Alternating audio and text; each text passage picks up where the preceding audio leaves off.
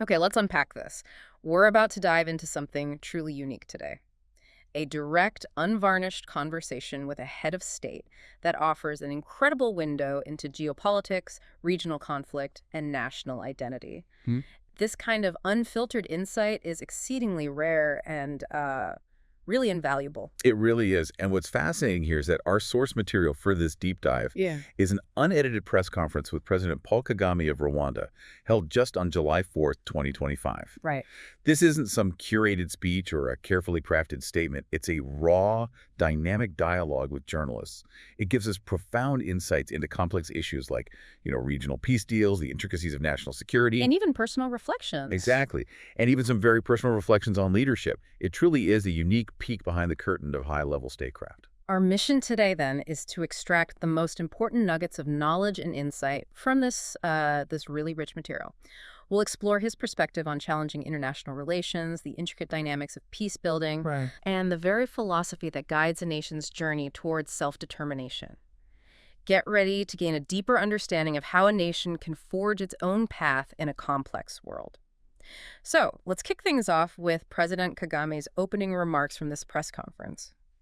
He was reflecting on his 31 years of involvement in the struggle for Rwanda, a period encompassing immense national transformation. What's particularly striking is how he described this extensive journey, a very tough but enjoyable journey.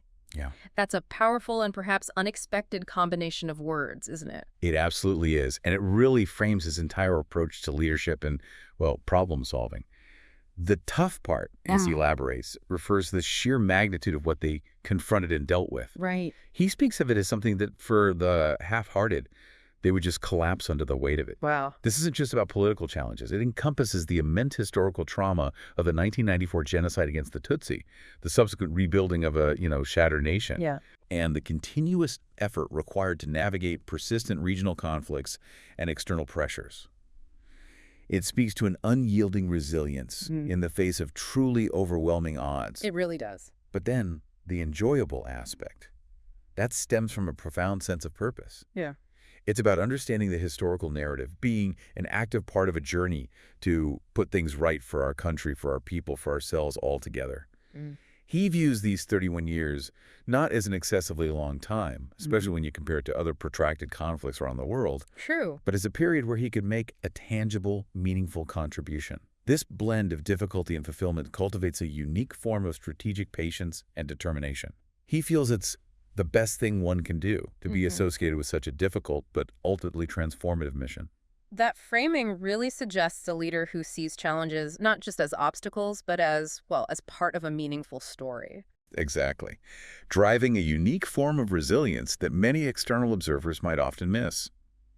It positions suffering as a crucible for purpose, fundamentally shaping his long-term strategic approach. That's a truly profound way to view a nation's struggle and a leader's role within it. It makes you consider how this personal framing, this idea of it being both arduous and fulfilling, might influence a leader's approach to persistent regional and international problems. Yeah. Emphasizing the value of contributing to a collective good despite immense obstacles, it really sets the tone for his strategic thinking, hinting at a deep commitment that goes beyond, conventional political calculations. Now, let's move into one of the central and most complex topics of the press conference. The U.S. brokered peace deal, often referred to as a Washington Accord between Rwanda and the Democratic Republic of Congo, or DRC. Jackie Lamasi from RTV brought this up, noting the immediate contrast in narrative surrounding the deal. Right, the framing. Exactly. She highlighted that former U.S. President Trump declared it a minerals deal, while former DRC President Joseph Kabila dismissed it as merely a trade agreement. Quite a difference. And there's also this perception that Trump's approach was seen as exploitative compared to the Biden administration's. This disparity in how the agreement was characterized, even by key players, raises a crucial question about how these high-stakes deals are framed and perceived. It does.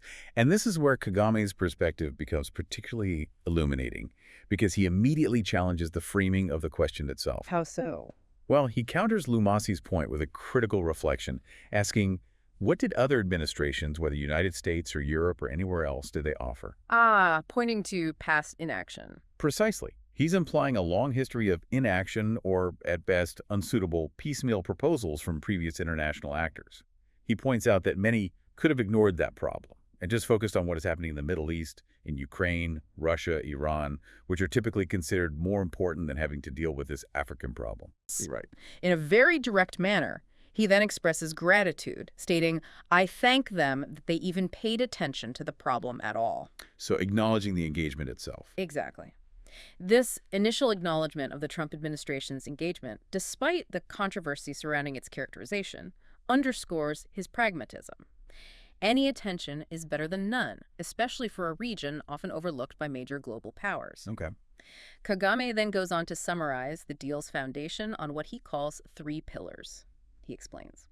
One is economic, the other is security, the other is political. Economic, security, political. Got it. And he stresses, quite emphatically, that these 3 are so closely related that you can't just deal with one ignoring the other because the 3 are part of the problem. In fact, the main parts of the problem. Interesting. So they're inseparable in his view. Fundamentally.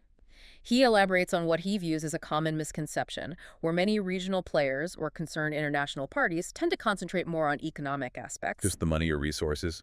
Right. He describes this as seeing attractive resources as throwing a bait, suggesting that their underlying intention was often to gain advantage over adversaries and to provide a sweetener to secure help against groups like M23 or ADF, or even against Rwanda as it is perceived, or our enemies, rather than seeking a truly durable solution to the underlying instability. So using economics tactically, not strategically for peace. That's his interpretation, yes. And this, he argues, starkly contrasts with the Trump administration's approach. He states that the Trump team kept looking at a combination of these 3 matters, acknowledging the interconnectedness of economics, security, and politics. Okay. In stark contrast, he observes, in some other people's minds it was just economic, wanting money, minerals, to save us from these troublemakers. A much narrower focus. Exactly. This highlights his view that a truly comprehensive solution must address all 3 pillars simultaneously, recognizing their mutual dependence. He also acknowledges the inherent implementation challenges in such complex agreement. Which must be huge. Immense. He states that what people had in mind is not necessarily 100% what they are getting. This leads him to a pragmatic observation that in addressing such deeply rooted problems, it's give and take, you don't get 100% what you want because there are many parties concerned. And together, stability comes out of it. So realism over idealism in negotiations. Very much so. It's a powerful reminder that complex negotiations are rarely about perfect outcomes for any single party, but about achieving a workable, stable equilibrium. So his critique clearly extends beyond the specifics of the Trump deal. He really challenges a broader historical pattern of external involvement in the region, doesn't he? Oh, absolutely. He seems to be saying that many international actors have actually been part of the problem rather than the solution. Precisely. And this raises an important question about how long-standing international approaches, often well-intentioned, have actually contributed to, rather than effectively solved, regional conflicts. Right. Kagame notes that previous administrations, whether from the U.S. or Europe, showed less caring for how to deal with this matter, and often resorted to simplistic measures, simply imposing sanctions, and that's it. A sort of check-the-box approach? Kind of. He believes they haven't even learned from history, highlighting a recurring cycle of ineffective interventions. He then details his observation that the same people also who failed in those years are now disappointed because they are not at the center of it and are primarily asking, what do we have for us? Ah, self-interest creeping in. That's his implication.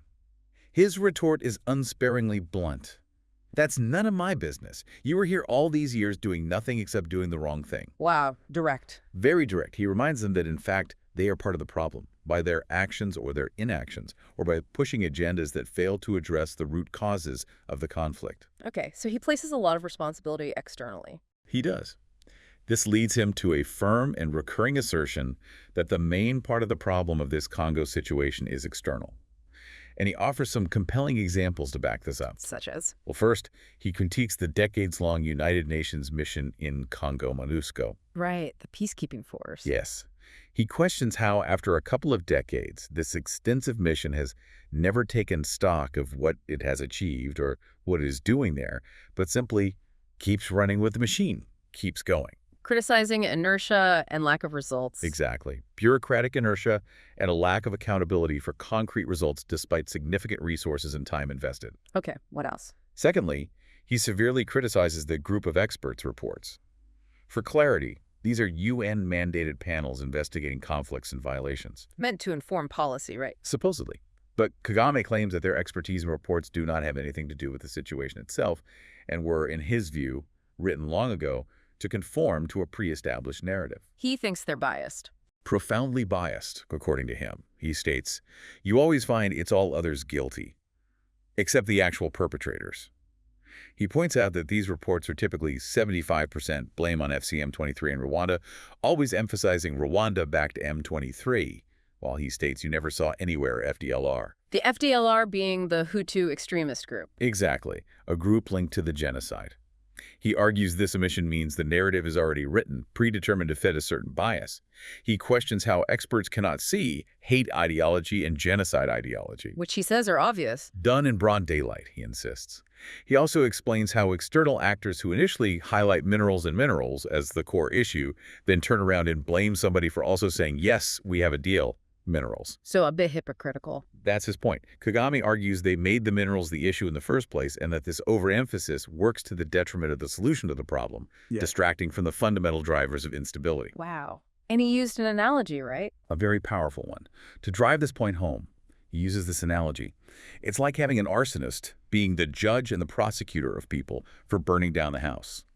The very ones who burn down the house are the ones in the seat to judge, to prosecute, and everything. That's incredibly stark. It vividly illustrates his perception of the hypocrisy and deep-seated biases that, in his view, lead to the oversimplification and misdiagnosis of complex issues by external actors. It really highlights the frustration. Absolutely. Yeah. The true insight here is how deeply embedded biases within international expert systems can, from his perspective, prevent genuine solutions by misdiagnosing the problem itself, perpetuating cycles of blame rather than fostering genuine resolution. That analogy truly paints a vivid picture of Kagame's deep frustration with external biases and perceived hypocrisy. It makes you wonder how that perspective then translates into the practicalities of peace building, especially when it comes to persistent threats like the FDLR. That's exactly where the next journalist's question took us. It honed in on the deal between Rwanda and the DRC concerning joint security measures and the removal of FDLR, and what Rwanda's response would be if that FDLR threat persists. Right, the what if. This gets into the real practicalities and the potential pitfalls of peace-building initiatives. And what's fascinating here is Kagame's revelation of a separate, equally important deal that complements the Washington Accord. He reveals that the Washington deal does not stand in isolation. Another deal. Yes. He explains there is another deal ongoing that concerns the internal groups of Congo, M23, and the government, and maybe I don't know where else they will involve, that is being discussed and brokered in and by Qatar. Qatar. Interesting. Different track. Exactly. He details that this initiative originated from a meeting between him and President Sisi in Doha, demonstrating a multilateral approach to regional issues. Okay. And the purpose of this Qatar track? This Qatar effort, he explains, was specifically initiated to avoid the confusion that had been created over years, where Congo was always trying to make this problem only a problem between Rwanda and DRC. Trying to externalize it. Yes. Kagame emphasizes that there is a bigger component that is DRC's problem, not anything to do with the world. He clarifies that this specifically refers to the political side of the three pillars, political economic security he mentioned earlier. Suggesting internal DRC politics are key. Critical, in his view.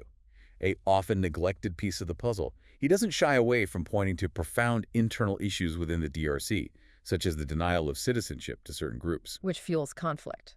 Exactly. Fuels long-standing grievances and conflicts. He also critically examines the very nature of the current DRC presidency, asserting that the current president was just called to the office and was handed him power by former President Kabila, implying a lack of legitimate election. Questioning the legitimacy. Bluntly. He states, last time we had election is so-called, but no election really happened. He even notes there were witnesses, heads of state, specifically naming former President of Kenya Uhuru Kenyatta, President of Egypt Sisi, and President Ramaphosa of South Africa as those who could corroborate this account. Naming names. He is. This really shows how he views the problem as multifaceted and deeply rooted in the DRC's internal political landscape, not just an external blame game or a bilateral dispute with Rwanda. It highlights the complexity, doesn't it? Immensely, demonstrating that a holistic solution requires addressing both interstate and internal national dynamics, something often overlooked in simplistic analyses. That's incredibly insightful and adds so many layers to understanding the conflict. So with all these complex internal and external dynamics, what is President Kagame's decisive response regarding Rwanda's actions if the FDLR threat persists? The core question. His stance here is very firm, almost a declaration of an unchanging principle. Indeed, his position is absolutely unwavering, reflecting Rwanda's historical experience and commitment to national security. He reiterates that while an agreement was reached in Washington, it is not up to Washington to implement it. Implementation is on the parties involved. It's those who reach the agreement there to actually be the ones to implement what they agreed. He notes a recurring pattern from history, a lesson learned over many difficult years. Experience talks. People really don't necessarily do things according to what they agreed they're going to do. That's the lesson you have learned over many years. It's a sobering assessment. Therefore, he states unequivocally that if the FDLR, the Hutu extremist rebel group, viewed as a remnant of the genocide perpetrators, continues to be there, then Rwanda will always do what it has to do. A clear red line. Absolutely. Yeah. He emphasizes there is no magic wand here to be used by anybody. You have just to do what is right to do to deal with the matter. This underscores a commitment to direct action when perceived threats persist. Okay. He assures that you'll never find Rwanda at fault with implementing what we have agreed to do. However, he issues a clear, almost stark warning. But if the side we're working with plays tricks and takes us back to the problem, then we deal with the problem like you have been dealing with it. Wow. There are no two ways about it. He concludes this point by stating, we are serious, we are honest, we look forward to implementing what we agreed to do and to eliminate the problem. That's a very clear line in the sand. It is. Underscoring the principle of national security and self-preservation, illustrating a leader's commitment to protect their country regardless of external political shifts or unfulfilled agreements.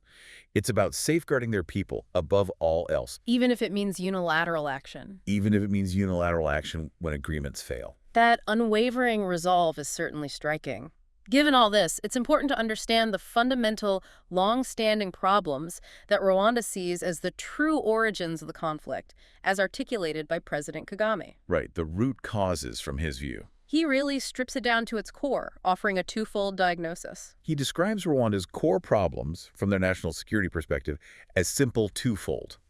First, there's the perennial FDLR threat. Okay, number one. He states, FDLR has been a problem in the past, it's a problem now, it will be a problem in the future if it continues to exist, threatening Rwanda. His stance on this is absolutely firm. Non-negotiable. There is no way we don't, as again said before, we don't need anybody's permission to protect our country. It doesn't matter. So that one put aside. This clearly establishes national security, especially against groups like FDLR, as non-negotiable and an inherent right of sovereignty. Okay, and the second problem. The second problem is this Congo uprooting its own people from their ancestral homes and from wherever. This refers specifically to the persecution and displacement of Congolese citizens who are of Rwandan ethnicity or speak Kinyarwanda. The Kinyarwanda-speaking Congolese. Exactly. Kagame stresses Rwanda has nothing to do with how Kinyarwanda-speaking people went to Congo. Nothing. We cannot be blamed for that. He highlights the severe humanitarian crisis this has caused. The refugee flows. Detailing that they've been killing people, removing them from their homes and making them refugees here. You know how many thousands, tens of thousands, hundreds of thousands of people originating from there who are refugees here? A massive humanitarian issue. Huge. He then poses a rhetorical question, challenging the supposed international experts and their reports. Is it a complicated problem that groups of experts cannot see? Implying it's obvious, yet ignored. That's the strong implication, that the suffering of these communities is obvious and yet often ignored or misattributed. He concludes that any solution that does not address these important matters will just keep the problems between Rwanda, the DRC, the whole region, going forever. So addressing these two issues is crucial for lasting peace. Absolutely essential from his standpoint. A durable solution, he insists, requires if you don't play games, if you don't allow genocide ideology to take over the region, and then things can be addressed. It provides crucial context, the why. Definitely. This essential context provides the why behind Rwanda's actions, demonstrating how historical grievances, ongoing threats, and humanitarian concerns profoundly drive a nation's foreign policy, far beyond simplistic narratives. Shifting gears a bit, Jesse Mixella, a journalist, brought up a powerful statement President Kagame made previously, which really gets to the core of Rwanda's national identity. Yes, this was fascinating. Rwanda does not follow rules, but rather Rwanda follows choices. She then asked how his personal experience as a refugee might have shaped this ideology. This is where we get into the fundamental philosophy guiding the nation. It is, and it's a truly profound aspect of his leadership and the nation's self-conception. Kagame clarifies what he means by this philosophy of choices over rules. Okay. He states, for the rules, especially the rules of others, we don't follow. We follow our choices and our own rules. So not rejecting all rules, but imposed ones. Exactly. It isn't a rejection of all international norms, but a specific stance on externally imposed mandates. He adds that if they do adopt others' rules, it's because we have a good understanding between us with them, implying a consensual agreement rather than blind adherence. Based on mutual understanding. Right. He notes that the world we live in has a tendency for people to dictate to you how you should follow the rules. And Rwanda's intention is to make it difficult for them to impose those rules without Rwanda's consent or alignment with its national interests. Asserting agency. Fundamentally. Yeah. He emphasizes that the first and foremost guidelines we follow have to be centered on. Rules and choices really build on values. Values are the foundation. Yes. These are certain set of values that bring us together as a people so that one doesn't feel they are left out because of their background or because of, whatever. Speaking to post-genocide unity. Directly. To the national reconciliation and unity efforts, where identity politics are consciously transcended in favor of a unified Rwandan identity. The philosophy also includes the principle to aim high. Ambition. To say why, if we are human beings, considered equal with others, why should we be limited in terms of what we aim to achieve in life? He firmly believes our thinking is that one that raises us to the levels we can go to. Unity is presented as an absolutely core principle, especially given their traumatic history. Yeah. Unity of our country matters, especially we know what we got from the lack of that. Internal cohesion as bedrock. Absolutely. The bedrock for its external strength and ability to make independent choices. Kagame also stresses the need to be anchored somewhere in ourselves, in our country, in our people, in our politics. Self-reliance starts within. That's the message. He warns against projecting yourself outside with others from a very low base or a weakness you have refused or failed to overcome. Address internal vulnerabilities first, then engage the world from a position of strength and self-respect. And it's not static, right? Not at all. What's particularly fascinating here is that this approach, this philosophy, is described as a constant conversation. It's not a one-off thing. A living philosophy. Exactly. They keep even re-examining ourselves and our rules and our choices, whether they were right in the first place or whether they apply in that moment or they're likely to apply in time ahead. Constantly adapting. So that if you don't find them fitting, then you change them, you adjust them to suit the time and the needs of that moment. He concludes by stating that leaders need to have a firm grip on some of these important principles and values. It's a dynamic process. A living, dynamic philosophy, not a static decree, constantly adapting to new realities while staying true to core values. This provides a profound insight into a nation's self-conception. Forged by experience. Highlighting how historical experiences can forge a philosophy of self-determination and dynamic adaptation in the face of external pressures. It's about agency and defining your own path continually. That philosophy of self-determination and dynamic adaptation ties directly into Lionel Davier's question. He referenced President Kagame's 2012 speech where he criticized powerful countries, mainly Western powers, for scapegoating Rwanda and urged Rwanda to be self-reliant. The self-reliance theme. The question was, how close has Rwanda come to achieving this vision a decade later, and how has the international perception shifted, if at all? Kagame acknowledges that in the decade since that speech, those powerful countries and how they see us or maybe see other Africans has really not changed. No change in perception. It's the same story. Yeah. He says they still don't care. Not only they not care, they actually want to stop you caring for yourself. Wow, that's a strong statement. It suggests a deeply ingrained skepticism regarding external benevolence and a perception that some powerful nations may even actively obstruct self-reliance if it doesn't align with their own interests. Okay. But what about Rwanda's progress? Well, for Rwanda, he asserts, the progress we have made, and especially of taking care of ourselves, the story speaks for itself. He feels they've achieved it. He points to evidence. He sets a powerful recent example, the events just before the fall of Goma and Bukavu in eastern Congo. He described how the opposing government and its allies assembled in numbers, assembled in weaponry, mobilizing even support of other countries politically. A major mobilization against them. Yes.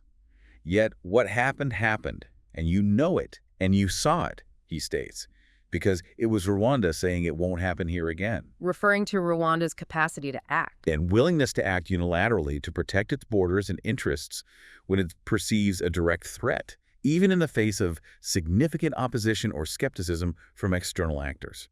It's a clear signal of their operational self-reliance. And where does that strength come from? He credits this self-reliance, fundamentally, to building the unity of purpose, the strength to preserve ourselves and live. This deep internal cohesion, forged from shared history and trauma, is presented as the ultimate source of their resilience. Unity as the foundation. And then he reiterates his powerful, oft-repeated statement, which is a core tenet of modern Rwandan identity.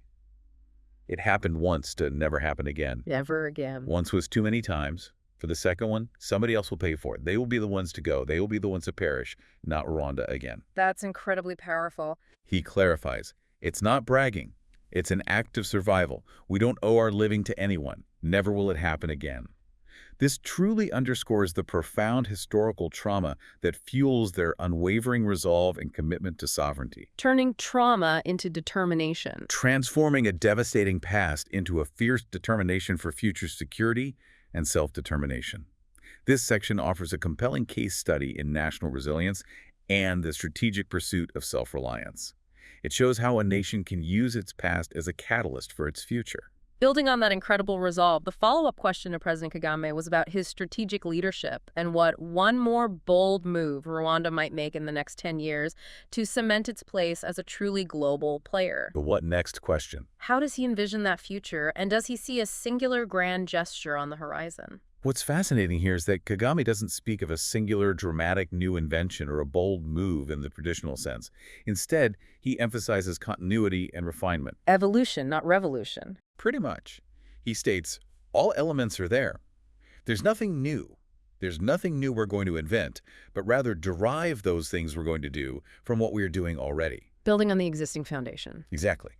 Suggesting that Rwanda's future progress will be an evolution of its current strategies and values, building on existing foundations rather than seeking entirely new directions. And acknowledging change. Yes. He sees a national vision as something that takes you up to a point, acknowledging that long-term planning must be flexible. If the world you operate in or the needs of the people are going to be different, then you adjust according to that. Adapting as needed.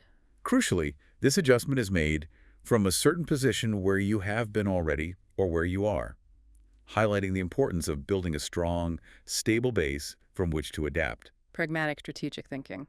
Highly pragmatic, emphasizing continuous assessment and incremental progress over grand, singular gestures. He emphasizes that the most important thing for me associated with your question, you need that continuity, you need that sustainability to keep moving forward. Continuity and sustainability are key. A cornerstone of his long-term planning. He warns against complacency, stating, never do well today, get drunk with that, and then you find a few months, years ahead, you really collapse. Don't rest on your laurels. Don't get drunk with success or with achievement, but rather that should energize you, that should inspire you to keep going. This is a powerful lesson in leadership. Success isn't an endpoint, but a stepping stone. Fuel for the next step. A source of renewed energy for the next phase of development. His worry is always that of continuity. How do I continue the momentum? How do I keep going? Maintaining momentum. And quality. He stresses the importance of not falling below the speed or the quality at which you have achieved a number of things going forward. It's about relentless, disciplined progress. A continuous striving. Exactly. A continuous striving for excellence and consistency, rather than a single headline-grabbing event. This provides practical insights into the strategic long-term planning of a nation. The marathon, not the sprint. Precisely. Emphasizing the continuous effort, adaptation, and disciplined approach required to achieve sustained growth and global relevance, where constant refinement of stride is key. Now let's pivot to broader international matters. James, another journalist, asked President Kagame about recent global developments suggesting a shifting or rather changing world order towards a more multipolar world, The big geopolitical question. and what this means for Africa and specifically Rwanda. Kagame's analysis here is quite candid and underscores his pragmatic worldview. He asserts, whether we are ready or not, we should be ready. Always be prepared. Because even if I tell you, yes, I'm seeing it coming, it may not come, but you should always be prepared for what if it were to come. This highlights a fundamental principle of strategic foresight. Anticipate potential shifts and prepare for them, regardless of certainty. He states plainly that the world order will always change. It won't remain the same forever. This acknowledgement of constant flux informs his approach to international relations, where rigidity can be a weakness. Accepting change as constant. Then he offers a sharp critique of how powerful nations often operate, stating they achieve your interests by ignoring other people's interests. A critique of unilateralism. Very much so. He advocates for a more collaborative, inclusive approach, emphasizing the value of considering others' interest so that maybe you find common ground, you are together, you even form alliance. Finding common ground. He acknowledges that I'm powerful enough, I pursue my interest and that's it approach may work sometimes, but he cautions that it has certain limitations, working only for a certain time. It's not sustainable. And he stresses that even for the least powerful like us, there are certain things, even with my insignificance, you can't force me to do. Asserting limits to power. He reiterates his earlier example. There's no power that would come and say, you must accept FDLR.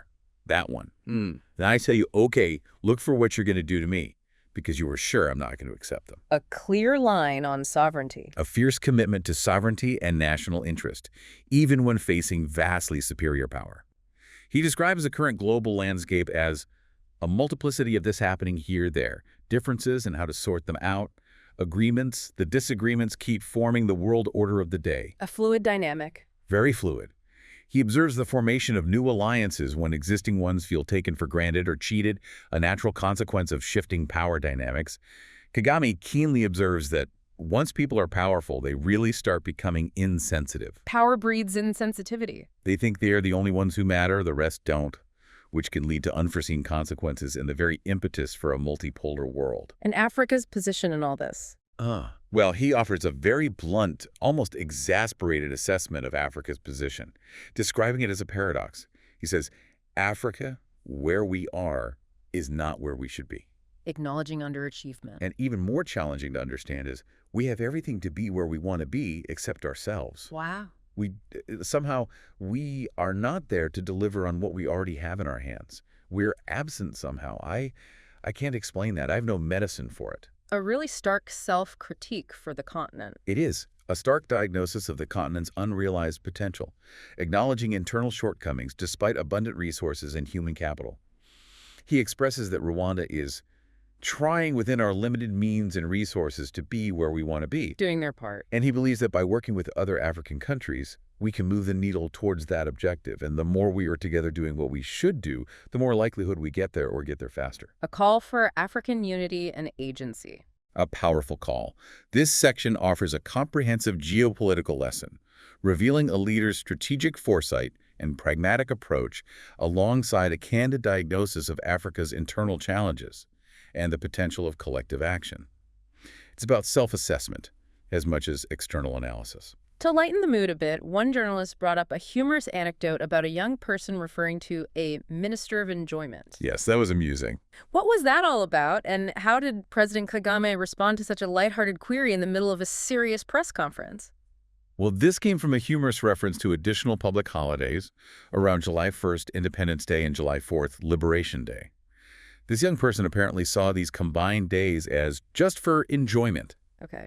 Kagame surprisingly met this with a chuckle and a pragmatic explanation. He joked that people stressed and really almost like to drop, so maybe you needed it. Acknowledging the stress. Then he clarified the practical reasoning behind combining these national holidays. Typically, if July 1st or 4th fall on a weekend, Monday is a substitute holiday. However, by combining days, say, if the 1st was a Tuesday and the 4th a Friday, instead of disjointed single holidays, they make it a longer break. Sometimes they grant a continuous break, like the intervening Wednesday and Thursday off as well. This, he explained, allows people to at least come fresh on Monday, after a longer, more restful break. Makes practical sense. And he even humorously suggested that if the complaining person were probed, they might have spent the whole morning sleeping and maybe the afternoon surfing the internet, implying an official rest day might actually serve his interest better by ensuring productivity when they do return. Bit of gentle teasing there. It's a nice, humanizing moment of levity from a leader usually associated with very serious matters, showing his ability to connect on a different level. That's a great example of connecting with the everyday experience. But then the conversation quickly turned to a more serious yet still personal question about social media speculation concerning his personal health. Yes, that was quite direct. How did he address that, especially given the public nature of such rumors for a head of state? He tackles this head-on with a very pragmatic and profoundly human response. Kagame states, quite simply, there's nobody who lives forever. Basic truth. And everyone, as human beings, have to manage all these issues. He cites common ailments that affect anyone: COVID, flu, cold, or even sudden unforeseen events like heart failure. He questions why his health should be an exception. Right. Or what do people want me to account for that I'm not human? Asserting his humanity. A powerful assertion in a role that often deifies or demonizes leaders. He even half-jokingly attributes some personal health problems to managing new people, the amount of stress, subtly hinting at the immense pressures of his position. The toll of leadership. But then he moves to a strong condemnation of what he calls hateful politics, where people engage in hateful speculation and rejoice even when they are carrying somebody in a coffin going for burial, only to suffer similar fates themselves shortly thereafter. Condemning the negativity. Strongly, he calls such behavior beyond stupidity and states, it just doesn't make sense. This reflects a deep frustration with the dehumanizing aspects of political discourse, especially online. Understandable frustration. He then offers a simple, direct, and reassuring statement to his people and the journalists. Rest assured, it is me sitting here with you. A simple reassurance. It's a powerful moment of resilience, defiance against negative narratives, and a poignant reminder of the personal toll and scrutiny that come with high-level leadership. To wrap up this section, the journalist posed a small, curious question that was quite imaginative. What would President Kagame do if he could spend just one day as an ordinary Rwandan citizen without anyone knowing he was president? A fun thought experiment. It offers a glimpse into a different, perhaps simpler life. He starts by acknowledging that some things come with age. If it were long ago when I was still young, he candidly says he would go skydiving, bungee jumping, Adrenaline junkie. and do some of these crazy things that I used to do, some of them when I was still young. This hints at a more adventurous, unconstrained past. Okay. But as an older man, his current desire, he reveals, would be to have as much fun that, fall in the normal brackets of fun, almost without limit. Just simple, unlimited fun. Exactly. He wistfully wishes he could be younger, to be free, fearless, and just enjoying what nature provides. It's a surprisingly reflective and humanizing answer, It really is. revealing a deep desire for simple freedom, anonymity, and the unburdened joys of life, a stark contrast to the immense responsibilities and constant scrutiny that define his public existence. It offers a rare glimpse. These segments offer a rare and humanizing glimpse into the leader, showcasing his humor, pragmatism, resilience, and even personal dreams, creating a multidimensional portrait that contrasts with the gravitas of his political roles. It reminds us that even heads of state are, at their core, human. So let's try to tie this all together. If we connect this to the bigger picture, what stands out from this deep dive is the profound interconnectedness of seemingly disparate issues, from regional peace and complex diplomatic agreements to national identity, self-reliance, and even the personal well-being of a leader. Everything's connected. It's a powerful reminder that leadership at its highest level is a constant act of negotiation, resilience, and dynamic adaptation. It's never about isolated decisions, but a holistic approach to complex, evolving challenges that are deeply rooted in history and human experience. So what does this all mean for you as someone seeking to be well-informed? This conversation truly illuminates how a nation's deep historical wounds can become the bedrock of an unyielding self-reliance, fundamentally reshaping its engagement with global powers and redefining what sovereignty truly means in the 21st century. It challenges us to look beyond the immediate headlines and simplistic narratives, Absolutely. and instead consider the multi-generational forces, underlying values, and long-term vision that truly shape a nation's destiny and its leaders. Well said. Consider this.